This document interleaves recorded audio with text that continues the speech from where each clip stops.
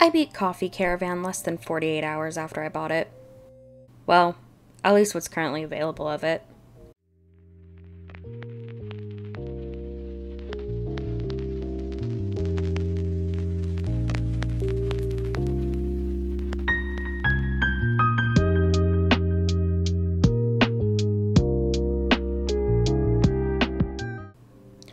Coffee Caravan is a cozy management simulator currently available on Steam.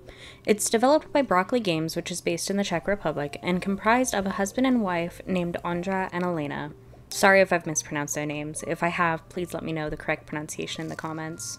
The game released on May 20th of 2024, so keep in mind that we're still in the early stages of the game, and it seems there are further updates planned, including at least one new world, which I am personally waiting for with bated breath. With some basic background information out of the way, let's jump into what makes this game so great. I think it's safe to say that character customization is something most people can appreciate in a game and has become pretty standard in the industry. That said, there are some parts of the character customization in Coffee Caravan that I think make it stand out, and others that I think could use some work. First is something that's become more common in recent years, but still always makes me happy to see, and that's the fact the game doesn't make you pick a gender. Certain hairstyles and accessories aren't locked behind a gender wall. As someone who considered myself more of a tomboy as a kid, it always rubbed me the wrong way to lose out on certain customization options because of gender choices. This is something I'll always appreciate seeing no matter how many times it's done. Second, there's a pretty reasonable variety of customization options given the small scale of the team that worked on the game. I was a little sad to see that hair color was limited to natural colors, but I don't hate the variety we're given. The game does only have 3 skin tones and a lack of natural or textured hairstyles, which I was sad to see, and I hope that maybe this can be expanded upon in the future so more players can create a character that looks more like them. There's also this little quirk with at least the hairstyle I chose, where the skin layer on the head is clipped a bit over the hair layer, but that was pretty easy to ignore. Overall, while I definitely see room for improvement with the customization options, I think that the options available are good and make for an enjoyable experience creating a cute character. I hope the team will continue to update this feature and that in the future we can have some expanded options for more players to feel seen and included. Speaking of some of the visual factors of the game, let's talk graphics. This isn't your Unreal Engine 4 hyper-realistic, see every strand of hair and every fiber of fabric kind of game, and I'm okay with that. While I think a lot of AAA modern titles look stunning, and it's not a well-kept secret that I'm a fan of visually impressive games like Mirror's Edge or modern Kingdom Hearts games, I also think that it's rather refreshing to take a step back and enjoy more simple styles in games, this game being a leading example of that. The graphics for Coffee Caravan give the impression of playing with a wooden doll set. They're simple but incredibly cute. The style alone, with its wooden toy feel, invites a sense of lighthearted playfulness to its audience. It feels like this isn't something you need to take seriously, like you can just relax and enjoy the little things sometimes. Sometimes, I like to play a game that encourages me to go as hard as I can. I like a game that feels weighted and like my actions have consequences. But, as someone who grew up using video games as a form of escapism, I've also always enjoyed a game that tells me, hey, stop. Smell the roses. Take your time. Enjoy life.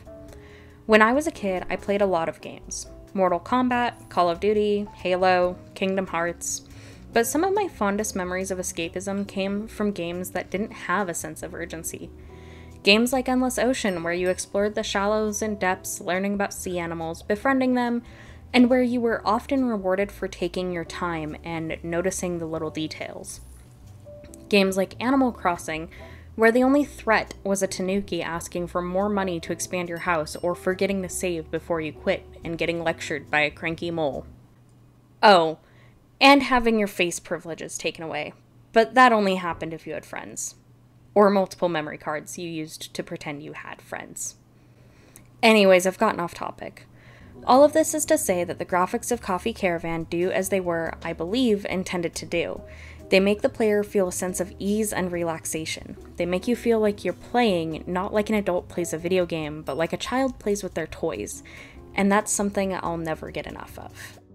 So after that section about how the graphics of Coffee Caravan make you feel at ease and like there's not much to worry about, let's go ahead and talk about how I played most of the game on cozy difficulty, aka easy mode, because normal mode was too hard for me. I tried normal mode a few times, but I pretty much always lost the game within a level or two. That said, you'll never find me complaining about a game having easy mode. If you can beat a game on its most extreme difficulty, that's really awesome for you, and I do mean that. But I'll always praise a game that has more forgiving difficulty levels. I hate the stigma that exists about playing on easy mode. I think it's perfectly okay for people to want a recreational activity they participate in, presumably to relax, to be easy. And thankfully, Coffee Caravan offers that. Apparently, they didn't initially on release, however they added cozy difficulty after the game was featured in Steam's Cozy and Family Friendly event, not too long after release. In cozy mode, customers have more patience, and it seems there's less of them on an average day. During most of my playthrough, when I was in cozy mode, I only had 1 to 2 customers at a time, so I didn't get orders mixed up and I was able to mostly focus on just one singular objective at a time.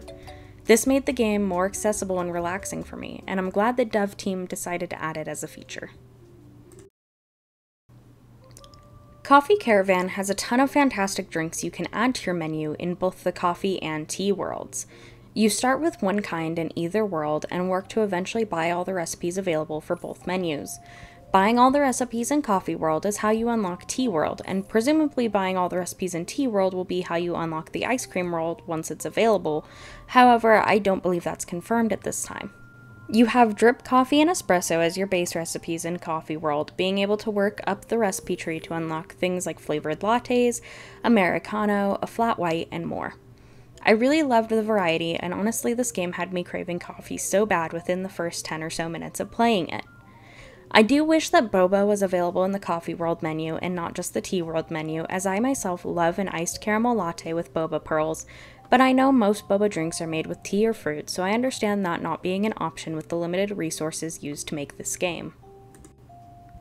For most players, this game follows the PC gaming industry standard rule where you'll be primarily using the left-hand side of your keyboard, including the A, W, S, and D keys, or the gamer keys. And if you follow the default controls, you'll also use Control and Space, though it does have the option to remap controls if you feel like. I personally remapped the button used to rotate and interact with certain items from Control to Left Shift because my pinky more naturally rests on the Shift button.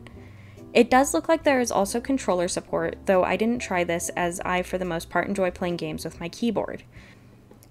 You'll also use your mouse to navigate menus and the shop.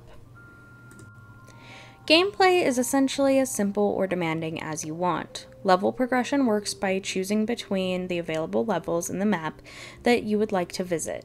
Some levels have more difficult customers while others have easier ones. You also get to pick which drinks are on your menu and reconfigure your caravan layout if you want before each level, making sure you have all the equipment you need to make the drinks you've chosen. Some drinks only have 2 or 3 steps while others have more, with the highest ones I think having around 9 steps. I didn't count, honestly, those drinks terrify me. Something I really like is that at any time during menu configuration on a playable level, you can follow a tutorial of how to make any of your recipes. This is especially good for people who learn better by doing, and it's handy if you ever need a reminder on how to make any of your recipes. Once you start your day, customers will come to your caravan throughout the day, sit down, and place their order, or stand in the queue if a table isn't available yet. When a customer places an order, you head to the kitchen and make the order, then bring it out to them.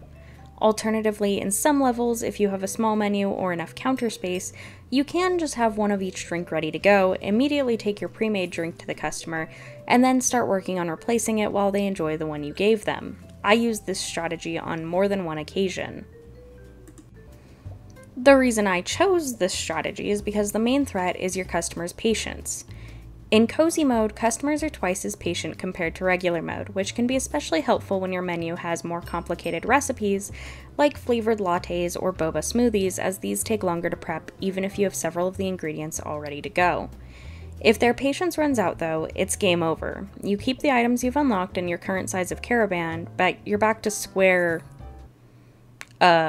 circle 1 on the level map, and you have to start working your way back up.